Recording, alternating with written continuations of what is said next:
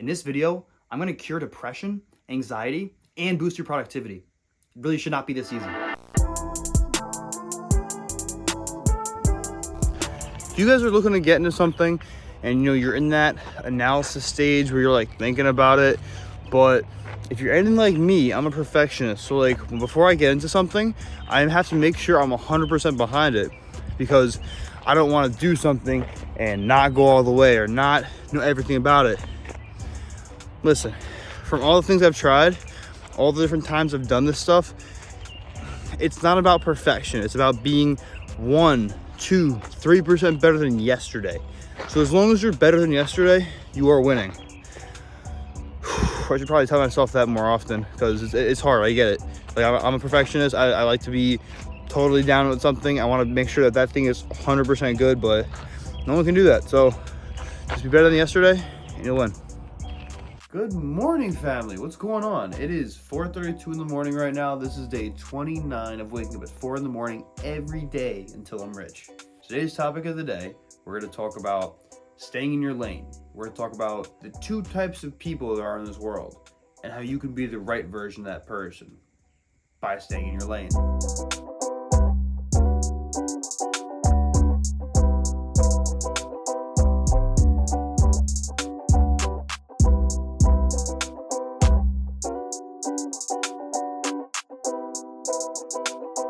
I do want to talk about how to improve your mental and boost your productivity.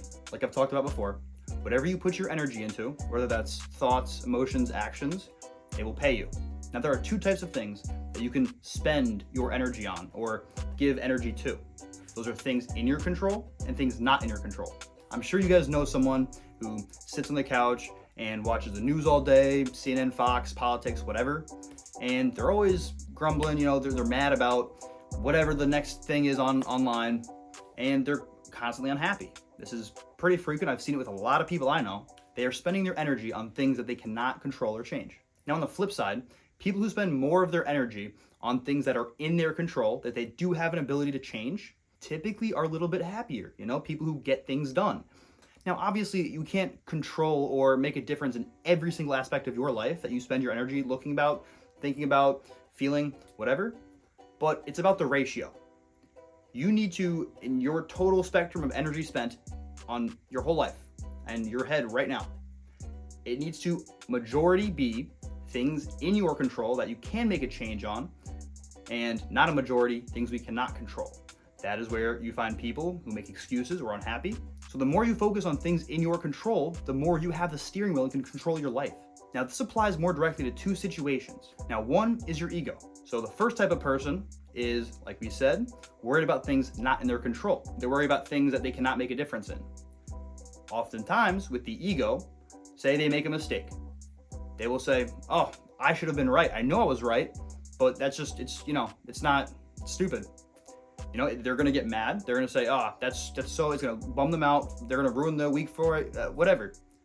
Now, on the other hand, there are people who make a mistake, acknowledge it, accept it, say, yeah, I did mess up. What they will do is analyze, look at the problem that they messed up, see the consequence of what happened, and they'll say, okay, now I can use this data, this information, to move forward and be better. Okay, mini pop quiz. Up until this point, from what we know, worrying about things in the past is what? Out of our control. Right. We cannot make a difference on them at this point in time. Therefore, we are spending our energy on things not in our control, which everyone knows, worrying about things in your past, a lot of people who are depressed, have anxiety, they are basing that feeling, that emotion, that state of mind on some things from the past, right? Now, the second thing that this is applicable to is reaction. Perfect example of this, right? Think about people who hold stocks. Right now, there's a market dip. A lot of people who are the first type of people we talked about will look at this, they'll get mad, they'll say, oh, I just lost so much money, oh my gosh, that's such a bummer, this economy, these getting mad about these things we cannot control. Now, the second person will look at this, say, you know what, that is a bummer, I lost some money. Why is this? Okay, it's because such and such is happening in the news, the government's doing this, that. We're going to analyze the problem, like we talked about. And now the big key thing for the second person is they are not looking at it as in, well, I'm done. That's it. That sucks. I'm just gonna be mad about it. They are choosing an alternative reaction. The reaction is, okay, how can I make this in my favor? If you guys know anything about trading, stocks, whatever, what you will do is buy the dip. So that person made money off of that bad thing that happened, whereas the first person lost money and is still mad. So to be like the second person, we need to not let circumstances, sometimes out of our control, dictate our emotion, our headspace, and our potential for success and other opportunity. For any problem, circumstance, situation you are in your life, it is how you view them that dictates your outcome. From now on, when it comes to something like that, something bad happens, like I said, some in your control, some not. It could be a consequence of your action. It could be just something that happens like the stocks, right? You have to view those things with these things in mind. What can I do in the situation? What can I do to make a difference? How can I change myself internally before looking for this external change that I seek? Am I making this decision with my emotions or rational thinking and my values? So for the final thing I'll say, that if none of this clicked, I hope this one will.